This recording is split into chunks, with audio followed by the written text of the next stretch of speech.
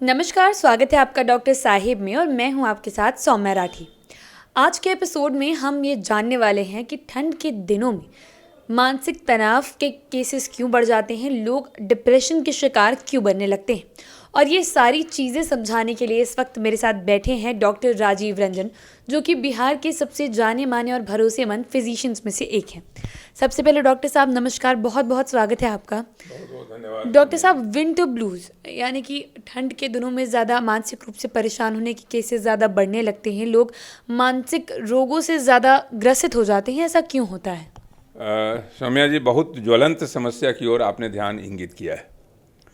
क्योंकि ठंड में लोग जनरली सर्दी खांसी बुखार के बारे में ज़्यादा सोचते हैं, कभी डिप्रेशन के बारे में कोई नहीं सोचते।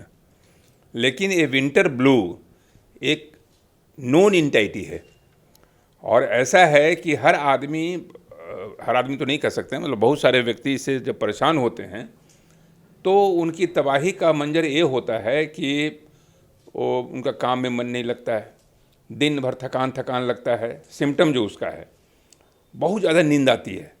तो ठंड के मौसम में जब नींद ज़्यादा आने लगे, यानी तो उसमें लगता है कि चूँकि ठंड पूरे सवाब में है, आपको थोड़ा आलस लग रहा है, रजाई खींच के आप सो रहे हैं, लेकिन वर्चुअली होता नहीं है। उसको कहते हैं सीजनल अफेक्टिव डिजॉर्डर।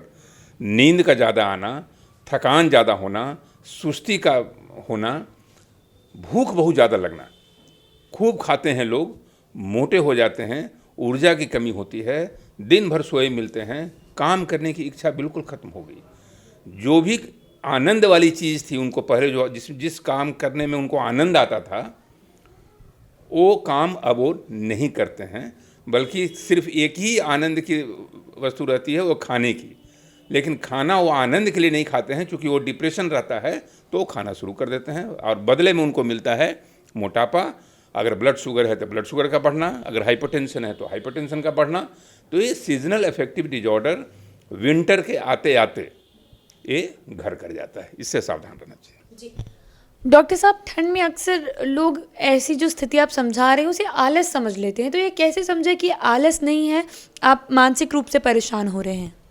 आलस और मानसिक परेशानी दोनों तो काफ़ी, मतलब दीवार बहुत बड़ी है। आलस का मतलब है कि थोड़ा सा आप अलसाए हुए हैं, जो काम आप 8 बजे करते थे वो काम आप 9 बजे आप तैयार हो रहे हैं, लेकिन दिन भर जो आपकी एक्टिविटी है, जो सक्रियता है, वो उसी तरह से बनी हुई है जैसे पहले थी। यानी ठंड के दिनों में आज जोश खरोश के साथ लोग काम करता है, काम में कोई कमी नहीं होनी चाहिए। लेकिन इसमें क्या होता है कि काम के प्रति जो आपका स्टिमुलस है, जो मोटिवेशन है, वो ख़त्म हो जाता है। तो सिर्फ आलस ही नहीं है, वो आलस आपका सेकेंडरी आलस है। अब आप पूछेंगे कि क्यों ऐसा होता है, तो विंटर में चूँकि सनलाइट की कमी हो जाती है, खासकर जब कोहरा हो गया, धूप एकदम नहीं निकल रहा है, चारों तरफ बादलों का ही साम्राज्य है, बादल ने धूप को बिल्कुल हरण कर लिया, धूप आपको नहीं मिल रहा है। धूप जब आपको नहीं मिल रहा है, लाइट जब नहीं मिल रहा है, तो विटामिन डी की कमी हो गई। विटामिन डी की कमी हो गई। विटामिन डी की कमी आपके इम्यूनिटी लेवल को कम करता है, तो और सब वायरस के प्रति तो आपको एक्सपोज कर ही रहा है, ससेप्टेबल कर रहा है, लेकिन विटामिन डी की कमी से आपके दिमाग पर भी असर पड़ता है। दूसरा, सीरोटोनिन लेवल, जो सीरोटोनिन आपके मूड का हार्मोन माना जाता है, आपके मूड को डिप्रेस कर देता है, सीरोटोनिन लेवल काफ़ी कम हो जाता है विंटर के दिनों में।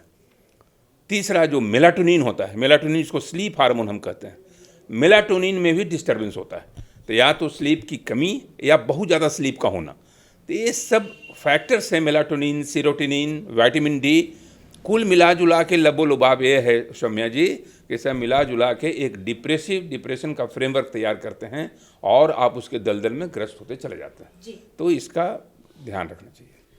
तो डॉक्टर साहब, समस्या आपने हमें समझा दी, इसका समाधान क्या है?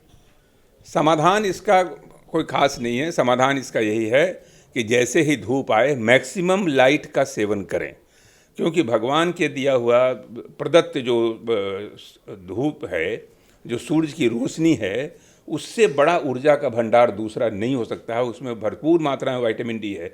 जितना भी आप विटामिन डी रिप्लेस करेंगे उसका कोई सानी नहीं है, उसकी कोई तुलना नहीं है। तो धूप का सेवन करना है, मैक्सिमम लाइट में रहना है, थोड़ा साइकोथेरेपी यानी कि जो अच्छे साइकियाट्रिस्ट हैं, जो साइकोलॉजिस्ट हैं, वो थोड़ा सा दिमागी रूप से आपको दिमाग पर जो आवरण चढ़ा हुआ है उस आवरण को हटा देंगे उस नकाब को हटा देंगे और आपके दिमाग को बिल्कुल तरोताज़ा कर देंगे। इसके बाद भी अगर नहीं हो, जब आप कहीं से भी रास्ता नज़र नहीं आए, तो सिर्फ दवाई का सहारा, तो कुछ एंटी डिप्रेसेंट वगैरह कुछ दे करके मरीज को ठीक किया जा सकता है। लेकिन सबसे ज़रूरी है कि आप संदेह रखिए, संदेह का दायरा बढ़ाइए कि जाड़े के समय में ये मायूसी का आलम आपको घर कर सकता है, आपके जीवन को बर्बादी की तरफ ले जा सकता है। उम्मीद करती हूँ कि डॉक्टर साहब ने जो सारी बातें बताई हैं आपने उन्हें ठीक तरीके से सुना और समझा होगा। इसी के साथ बहुत जल्द मुलाकात होगी डॉक्टर साहब के अगले एपिसोड में।